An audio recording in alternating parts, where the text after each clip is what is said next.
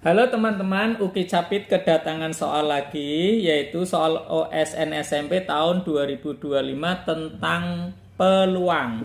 Begini soalnya, 8 ekor semut ditempatkan pada setiap titik sudut kerangka kubus dari kawat, sehingga 1 ekor semut menempati 1 titik sudut kubus.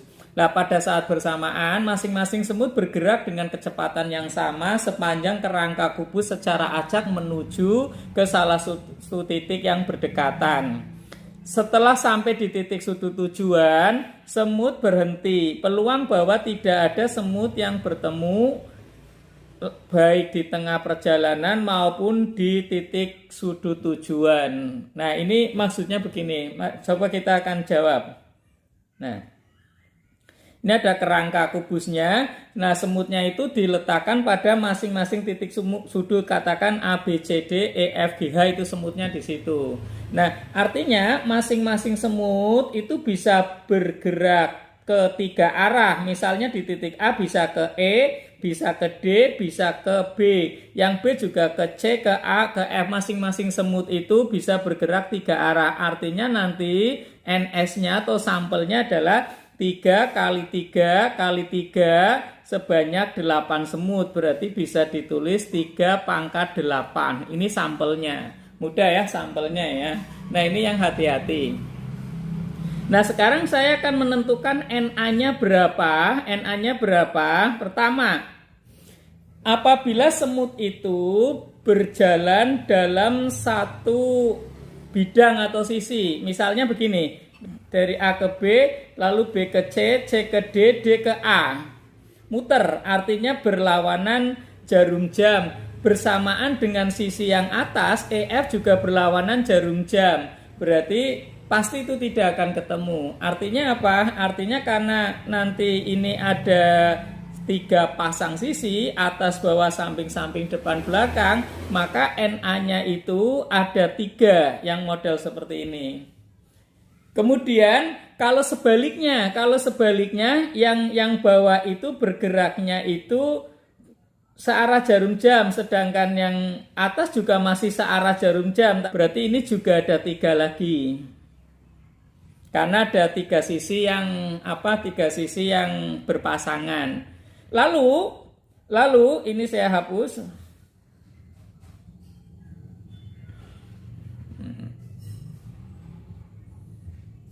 Nah, lalu yang sisi bawah A ke B ke C D-nya bergeraknya ini berlawanan jarum jam, tapi yang atas justru searah jarum jam. Nah, nanti sisi yang samping dengan samping itu sama, artinya lawannya berlawanan. Berarti nanti juga ada 3 lagi ya. Dari A ke B ke C D, tapi yang EF-nya EH, GF, E. Nah, itu juga nanti ada 3 lagi. Nah, sekarang sebaliknya, yang bawah yang searah jarum jam, nah yang atas yang berlawanan jarum jam, pasti ada 3 lagi. Berarti totalnya ada 12. Sampai sini bisa dipahami ya. Itu kasus yang pertama seperti itu. Kemudian yang kedua, ini menggunakan sirkuit Hamilton. Jadi yang namanya sirkuit Hamilton itu artinya kamu menelusuri dari satu titik A, berjalan muter, semua titik harus dilewati. Semua titik harus dilewati dan kembali lagi ke A. Ini sebagai contoh, misalnya gini. A ke B, misalnya naik ke F, A ke B ke F, lalu ke G, ya, ke G, lalu ke C, lalu ke D, ke H, ke E. Artinya titik A ke B, semut B ke F, F ke G, G ke C, C ke D, D ke H, ke E, dan E terakhir kembali lagi yang E ke A. Jadi ada satu siklus ini namanya. Nah, itu namanya siklus Hamilton. Nah, nanti kalian bisa cari ya. Jadi siklus Hamilton itu, siklus Hamilton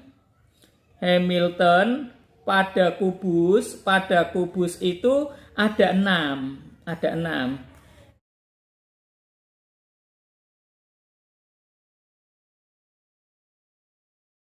Berarti ada 6 cara Nah, ini juga berarti sebaliknya, berlaku juga sebaliknya. Jadi ini ada 6 cara ya, berarti ada 6 cara.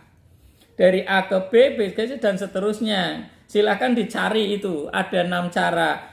Nah, ini juga berlaku sebaliknya. Sebaliknya Hamilton itu, sebaliknya dari siklus Hamilton itu, ya mestinya juga ada 6 cara lagi. Maka totalnya nanti NA-nya ada sebanyak 12 ditambah 6 ditambah 6 berarti sama dengan 24. Nah, dari sini yang namanya peluang itu adalah banyaknya